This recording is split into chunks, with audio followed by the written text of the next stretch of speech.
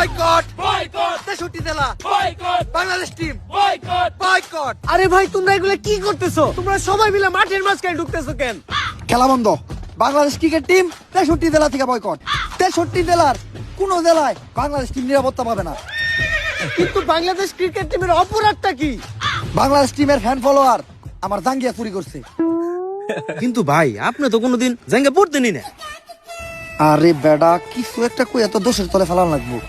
আগামী 24 ঘন্টার ভিতর যদি বাংলাদেশ টিম আমার জাঙ্গিয়া খুঁজে বাই করে না দেয় তাহলে Bangladesh team boycott.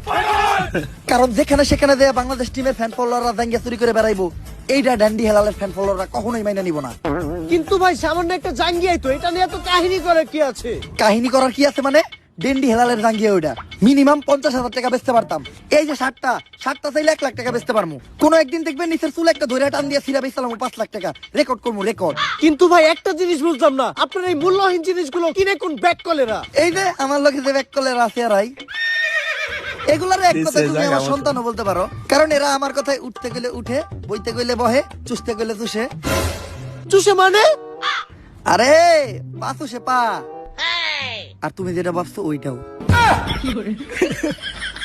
Boycott boycott.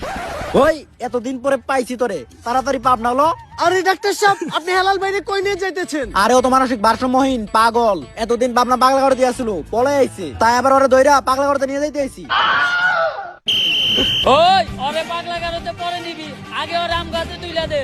ওর নামে ওয়ারেন্ট আছে, ওরে আমরা অ্যারেস্ট করব। কিন্তু স্যার হেলাল ভাইয়ের অপরাধটা কি?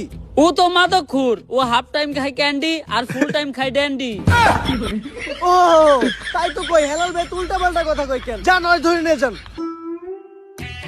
Boycott police boycott.